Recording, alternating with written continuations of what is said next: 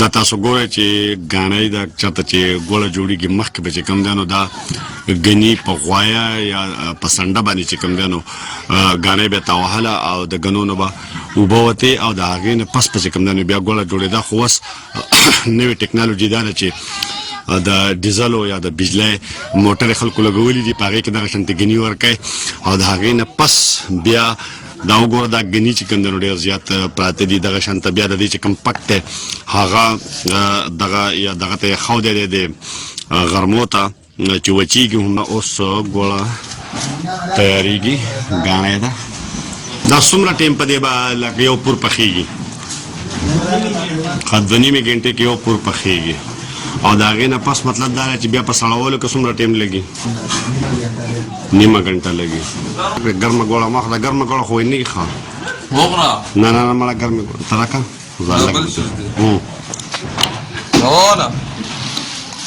دا اوس دې ټایم کې چیړ دی هلکه ګني ولراړه چې ولړو پکې که نه او که نه یو څو خو ولراړه دا خو چیړ نه دی له دغه خوا ته بیخي دغه ځای کې په نږدې باندې ناست دی.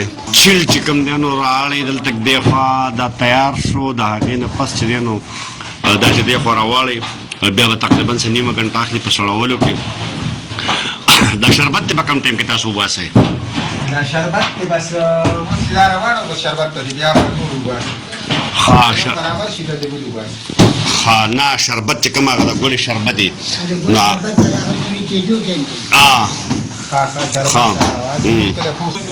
دا اوس تیاره شوه او دا تال ول جوړ شوی دی. د دې نه چې کوم دی نو چې دا کله سړی شي بیا به د چکۍ جوړېږي او د چکو نه پس هلکه اوس و درنه راختمې که ښه باله ختم کا یو پکې بله مو که هلکه یو بل وکړه لرې بچیا دا وګوره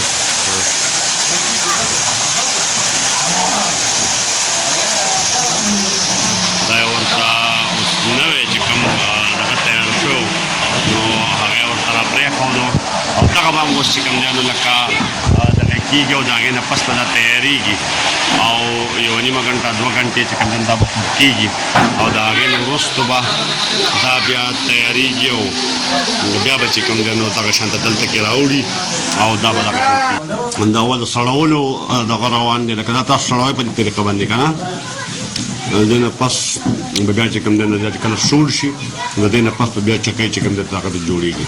پس چې کوم دی نو دغه جوړی د میوې هغه چې کومه صابونه مسالداره موږ ته صابونۍ ګوړه وایو. صابونۍ کومه یو دا یوه ده ښه بېله ده. دا اوس مسالداره ګوړه ده چې کوم دې کې د مونګفلي پکې واچولو او دا د میوې والا چې کومې چکۍ والا ګوړه ده نو لکه د هغې دپاره چې کوم دی نو باندې بس روان دی او دغه شانتې مونګفلي پکې ور واچول او هغه چې دی نو اوس لړي او د هغې نه پس په بیا د هغې نه چکو والا ګوړه چې کوم دی نو هغه جوړه شي. دا اوس چې کوم دی نو کومه مسالداره ګوړه چې جوړېږي د دې نه ورته چکۍ کوي. دا چې کوم دی نو بیا خلک میلمه ته هم دي او په بازارونو کې خرڅېږي هم او خاص سوغات دي چې خلک یې بیا وړاندې کوي. دا چکۍ دغه شان جوړېږي. دا مثاله پکې د مونګفلي دي او هلکه نور پکې څه شته که یوازې مونګفلي دي؟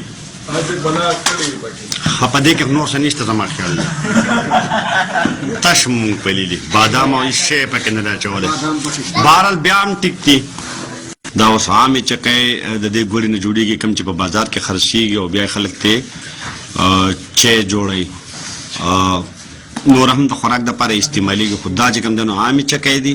اوس دا پور پوښ شو د هغې نه پس دا سوړ شو د هغې وروسته چې دی نو اوس لګیا دی د اوبو په مدد سره د دې نه چې دی نو چکۍ جوړېږي او دغې طرف ته پکې زمونږ لپاره سپیشل پته نه لګي چې موږ ته څوک راکوي او که نه راکوي خو زه د انعام خان دپاره سپیشل چې کوم دی نو دا مسالداره ګوړه جوړېږي لګیا ده او دلته بیا دا نوره ګوړه جوړېږي او دغه د ګوړې پراسس دی کوم چې د دې پراسس نه وځي او بیا په بازارونو کې خرڅېږي او خلک یې کورونو ته وړي او د چای دپاره یې استعمالوي.